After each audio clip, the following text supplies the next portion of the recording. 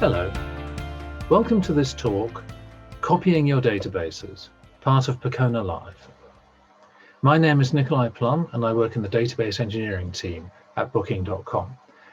Today I will be talking about copying databases at scale. The topics I'll be covering are when and why you might want to copy your database, where to copy it from, the various methods that you can use on the MySQL side of the database, and the various methods you can use on the storage side if you have a network storage system. I will also be giving comparisons between the various methods and recommendations and implementation comments. Booking.com has been using MySQL for over 15 years. We are one of the world's leading travel companies, and it's all powered by the MySQL family of databases. We store the content that is used to show web pages, do our transaction processing, do our business analytics, and run our internal tools. Nearly all of that on MySQL. We have hundreds of separate replication chains with thousands of MySQL instances. We had to copy the data to make each of those instances, and I'll be telling you what we have learned about doing it. I will be talking about all of Oracle MySQL, MariaDB, and Percona Server for MySQL. Generally, if I say MySQL, it means any one of the MySQL derivatives. If I'm talking specifically about Oracle MySQL, I'll try to say the full name. What I say will apply to all various kinds of hardware platforms, bare metal, virtualization, on-premise, and in private clouds, public clouds, virtual private servers. Just choose which method fits the hardware that you have the best. So, why would you want to copy your database? Well, obviously, you need to copy them when we make new instances, expand our database server fleet. We also need to replace databases sometimes. Hardware breaks down, virtual machines or cloud instances go away, and so on. We have found at Booking.com that it's usually easy to copy the database rather than try to do a lot of in-place upgrades. So we tend to reinstall rather than do, for example, a major version upgrade. You also need backups, and a backup is only a copy of the database. All the techniques I will describe can be used for backups, and most backup systems will use one or another of them. If you're working on your systems for copying databases, you also have to consider which of these copying methods will be the most frequent, and you might want to optimize for one or the other. Where are you planning on copying your database from? You need to decide this. To make a copy, you need a data source. Here's a typical small replication chain showing the major elements. A master database accepting writes from applications, a first-level replica that can act as a standby master, and more replicas for application servers to read from. Of course, a real chain has several first-level replicas and many more second-level replicas, but here we will concentrate on the essentials. So, where's a good place to take your database copy from? Let us consider the alternatives. You could use the primary master. It has essentially no advantages in this case. But if you have no replicas, you'll have to use the master to make a replica. So you'll have to support copying from the master sometimes. In the beginning, there will only be one copy and you will have to make more. Disadvantages are many. There's a hit to user performance. You can only use online copy methods. And overall, this is best if you have no replicas yet. You could use one of the intermediate standby replicas. In this case, you take the copy from the machine that replicates from the master database, which then has further replicas that application servers use. One of the advantages is that you don't need extra hardware for this. The hardware already exists. The impact of online database methods, database backup methods here, can be quite low. Replication pass-through load is usually low. A slight delay in replication is not usually a problem. If you use an offline method where you shut down the database, then you will cause a replication hit. But online methods actually work surprisingly well. This is basically best as a secondary source for copying data. You could use an existing replica that's used by application servers. Again, the advantage is you don't need any extra hardware. However, offline methods will interrupt user performance, user availability, and online methods can degrade performance. You might get away with it if users don't care, batch processing, for example, but you actually might not. I don't actually recommend this as much as I do the intermediate replica. But if you have instances dedicated to batch processing or other non-interactive use with lower service level requirements, and you are budget or resource constrained, it might be okay. Definitely the best option is a dedicated replica. The advantages are this thing is dedicated to you. You get maximum performance. There's no contention, no other user requirements to bear in mind, no impact on users as you take copies, and you can use either online or offline methods as you wish. The obvious disadvantage is it requires extra hardware. When you consider that this dedicated replica for copying data can also be the replica you take backups from, then it can make a lot more sense to have a dedicated replica. We have tried operating database chains with and without a dedicated replica, and unless you're on a really tight budget or the design would require a lot of dedicated replicas, I would always recommend using a dedicated replica. If you want to deal with asymmetric hardware configurations among your replicas, it's possible to make this replica less speedy and then also less spendy, since it will be doing mostly batch reads or bulk copy and then handling the insertion replication. So maybe you don't need as many IOPS as the other replicas, and that might be cheaper, especially if you're provisioning cloud hardware where you're paying for each IOP. Here's a comparison of the various types of database instances for you to use, so you can take what features are most important to you and look which method you could implement first. You can see that in general, you get the best results from the dedicated replica, but the intermediate standby is still a good second.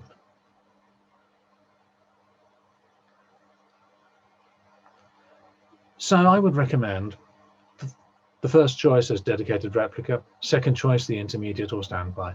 But remember that you will have to copy from the primary master sometimes when you're making a new chain, or if you run into some strange problem, you don't have any other working replicas. So this is the same method that you would use to copy from the intermediate master. So simply use the same code, but supply the host name or instance name of the primary master. Using an intermediate master might seem a bit counterintuitive, but it generally works better. If you find the IO hit on the intermediates too high for some reason, and it really does hit your replication throughput, you can try slowing down the copy. Limit the rate on the network transport that you're using, and it will limit the read rate from the source instance. So we've discussed where to copy from. Now we need to know how to copy the data. I'll go over these methods in two groups. First, those that run on the MySQL server side of the storage and server setup, then afterwards those involving network storage if you have that. The server-side methods apply if your server has local individual storage, an SSD in the server, or a remote storage unit you can't configure and interact with, and you can't get it to do clever things for you. Some cloud hosting instances are like that. The server-side methods divide into the online and the offline, whether the server stays up accepting client connections and replication connections, or offline is when it shuts down and client connections get chopped. Backup and restore can be both online and offline, depending on how you look at it, so it overlaps the two. The first option you could try is mariadump or mysqldump, which dumps out SQL statements. You can use it online, and it's the most portable and flexible tool we will discuss, but it's also the most slow, especially to load into the database. It can copy between MySQL versions and even vendors. It's the last resort, and I wouldn't actually even bother automating this one for copying databases, because it's more of an extraction, transformation, or migration tool rather than an everyday data copying tool. Moving up the speed scale a bit, we've got xtrabackup or mariabackup. xtrabackup if you're on Percona and Oracle, or mariabackup if you're on MariaDB. They work with the same principles. Unfortunately, there are major differences between versions of MySQL 5 point something, 8, and MariaDB about the tablespace internals, which make them not interchangeable. So if you want interchange between vendors, you'll be back to mysqldump. It dumps the tablespace files, InnoDB, IDB files, and similar, on disk. So you get a copy of the data directory of the server, though you need to do a prepare to apply changes from the transaction log file if you want a copy of the database as if it was from a cold shutdown of the database. Without that, what you get is a crash-consistent database, which is usable, but when you start it up, it will do crash recovery of rolling transactions forwards or backwards, and this takes some time. It's generally better to prepare the database dump after you've taken it. This can take a long time if you have a lot of running transactions on your database. On all the recent database versions, you can only upgrade minor database versions. On MySQL 5.7 and MariaDB 10.4, I think, and earlier, it pretty much works okay to do a downgrade for some minor versions, although it's not guaranteed. Like 5.7.31 to 5.7.29 probably still works. It's still not extremely fast, but this is a good option for an online copy in most cases. You could use native cloning, which is available in Oracle MySQL 8 only. It's 2 or 3 times faster than xtrabackup. It does require exactly the same minor version and sometimes even the same hotfix. If you're getting hotfix SRs from Oracle, and you have to have the same plugin to load it even. So this can't be your only method. If you try and do this as your only method, you'll run into a problem pretty soon. It does block DDL while running, so it can cause a replication delay if you have any schema changes coming down the pipe.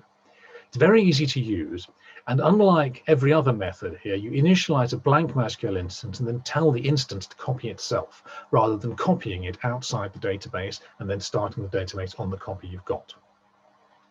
The Oracle manual for MySQL 8 has full instructions on how to use this. You can also do a file copy, stop the database, rsync the contents of the database directory or use your favorite file copy tool. Optionally take a snapshot, so restart the database after you've taken the snapshot. I would always recommend doing this because it minimizes the downtime of your clone source replica and means it doesn't spend a lot of time catching up. Performance on XFS or LVM, XFS on LVM or ZFS is not greatly affected by replicating in changes. It is not a problem to have replication running on the original and a copy running out of the snapshot. You can get 4 or 5 gigabits per second on a local SATA SSD without affecting replication. It's pretty fast, it's pretty simple. It'll portable across variants, including if you do minor version upgrades, but of course not downgrades on all the recent versions of all the major databases. We used this method only for many years, and we now support and use nearly all the ones I'm describing, but we still use it pretty often. It's probably the most popular method we use. It does matter how fast your network transport is. Plain SSH is not really fast enough. rsync is okay most of the time, but has some limitations. If you have real speed problems, you have a very fast network and very high data volumes, look at how the high performance computing crowd do it and use their methods. So we've discussed MySQL software side methods. Now let's cover methods using a clever network storage array to help. The basic principle is pretty simple. You tell the storage to make a snapshot of data, you copy or clone or restore or whatever it is for this system, the snapshot, start a new instance and profit. It sounds easy, but as usual, the devil's in the detail. So diagram-wise, this is what we're doing here.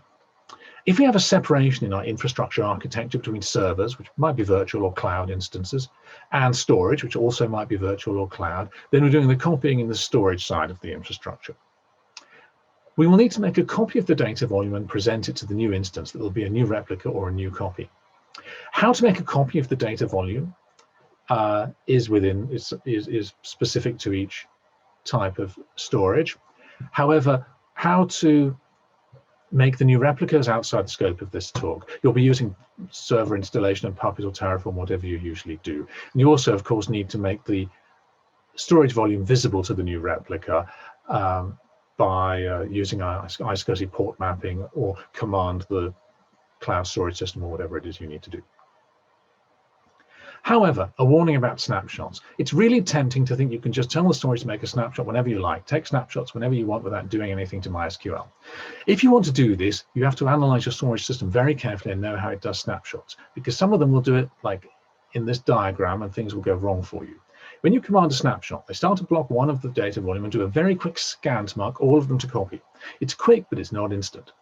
Meanwhile, InnoDB is always writing to disk. There are background threads flushing, and it's essentially impossible to stop them. So the disk transactions are being written. If InnoDB happens to write data for one transaction, here transaction 1, near the one end of the volume, and transaction 2 at the other end of the volume, while this data scan is happening, it might be that transaction 1 gets missed and transaction 2 is recorded. This will mean that your InnoDB data file is inconsistent and you won't find out for a very long time.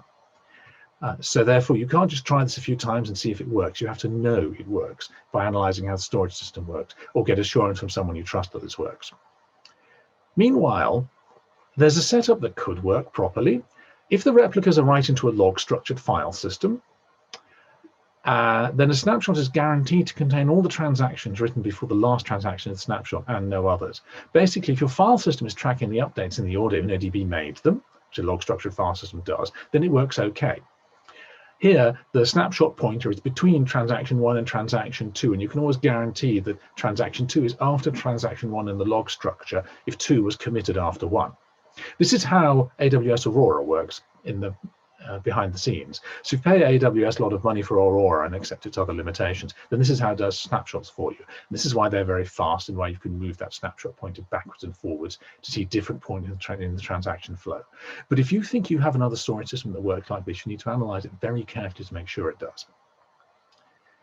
So having warned you off this, my recommendation very strongly would be that in the real world, if you haven't analyzed the storage system in a lot of detail and you don't feel lucky, then shut down MySQL for snapshots. It's what we do. However, this doesn't mean you shouldn't use storage companies. They can have a lot of advantages. They're usually very fast. The features are usually available already with most modern storage systems. They have them available for you. It can be a lot simpler than host copy if you simply have to unmount the file system, well, stop MySQL, unmount the file system or quiesce it, tell the storage to copy the volume and remount the file system or unquiesce it and then start MySQL. That's very simple. But you can have a whole bunch of limitations in this kind of thing. These are more limits to be aware of, especially when choosing your storage provider, rather than reasons to avoid using it entirely. But you need to think about things like whether the volume is available immediately. Sometimes they're not. Sometimes take a long time for the copy to become available to you. If it's available to you, how's the performance? Good storage, the performance of the copy will be indistinguishable from the original. Bad storage, the copy can be much worse, have much higher latency especially, until it's fully fleshed out. Does the ancestor volume need to exist? If you keep making copies, does the original need to exist? Some systems it does. It's very rare these days, but you see it sometimes. But related to that, and a lot more common, is how many descendants can you have? There's at least one cloud-native storage system that suffers from this problem, and you can overload one of its storage cluster nodes if you make a lot of snapshots. Also, how many concurrent volume copies can you do? Another one of the big-name enterprise storage vendors has a hard limit of four clones running across the entire storage cluster, and they're not very fast either, so it's easy to have your new clone commands blocked for a long time. Also, can you copy between storage clusters in any way? If you can't, you'll be doing server-side copying more than you might expect between availability zones or regions, or even just between storage units. And also, how complicated is this to manage? If there's a lot of API calls, a lot of complex access permissions, then you might have a lot of work to implement this and get it working reliably. So you could also use backup and restore. I mean, you have backups, right? You probably even have restores, and you've tested them recently, yes? So you could just clone from backups all the time. However, backup systems tend to be not very scalable. They can not restore one backup to multiple destinations at the same time. They're often not that fast to restore, and they're not made to restore all the time because restore trumps backup. So if you are restoring all the time, you will starve the system of time to do your backups. If you use AWS, by the way, you can see that the EBS block storage volume clone actually clones via backup. The volume copy is copied to S3 storage, and then from S3 back to the storage system wherever you want the new copy to be. So since this is well integrated and fast and scalable, none of this applies. So if your backup and restore system is very good, then this can work fine. You can also think I might be able to do this concurrently. You might try making multiple copies from one clone source replica, and that's definitely possible. You can run into hardware limits of storage and network, and modern CPU can very easily saturate both of them on a typical server. I've found that usually more than about 3 or 4 concurrent copies is usually about your maximum, unless you have a lot of powerful machines as the source. If you have many more copies running and you're reaching the hardware limits, then they all run very slowly, and that's not really what you want. If for some reason your copies are very slow for some other reason, like your network, your WAN, for example, is perhaps very slow, then maybe you could run many copies. But on a LAN or a fast WAN, 3 or 4 is about it. You obviously can't mix cold offline copies with online hot copy, because you can't stop the database during the online copies and make a new cold copy. So it's kind of one or the other there. You also can't mix some of the online copy methods, because you can't run more than one native cloning at once, or I think more than one extra backup at once. So if you want to copy several copies out, or several out to several destinations from one source, you're really talking about offline backups, and particularly file copy. If you take snapshots, you have to consider refreshing the snapshot so copy doesn't have too much replication delay. If you want to stack up several snapshots, so the old one is still in use while you make a new one for a new client, you can do that on ZFS without a problem. It's quite efficient. On LVM, it's not space efficient at all. Performance-wise, many snapshots or one snapshots perform about the same. So after you've copied the data, you obviously need to set up your database system. You need to attach the volume to the server instance. You need to change the server ID and the server UUID to give it a new identity. Set up your replication. You really should be using some kind of global transaction identifier and auto positioning. If you need the old style, go read the manuals, the old manuals, but I really recommend auto positioning. And then, of course, your system automation needs to be managing this and needs to register with monitoring and metrics and so on. All this is part of your general provisioning flow, and I am assuming you've automated this already. So here's a comparison of how fast, flexible, and online each method is. If the lack of downgrade compatibility for some of these recent database versions is something you find to be an issue for you and you're paying a vendor to supply you with your database, I do urge you to contact that vendor and ask them to add backward compatibility for at least a couple of minor versions back, and then you can remove the asterisk from this chart. My recommendations are that online copies will sometimes be necessary. So you have to have an online copy method. You should implement automation for several options. Your first choices are extra backup and file copy. Extra backup being the online one, file copy being basically the fastest and easiest offline version, or storage copy if it's available. If all your systems are using network storage with network storage copy abilities, then simply implement extra backup and storage copy. Second choices are native cloning and restoring from a backup. If speed is an issue for online copies, then really do look to native cloning if you're running Oracle MySQL. Do not assume that the storage cloning is always possible. You'll run into situations where it's not possible. Also, don't rely on native cloning alone, because it makes upgrades painful.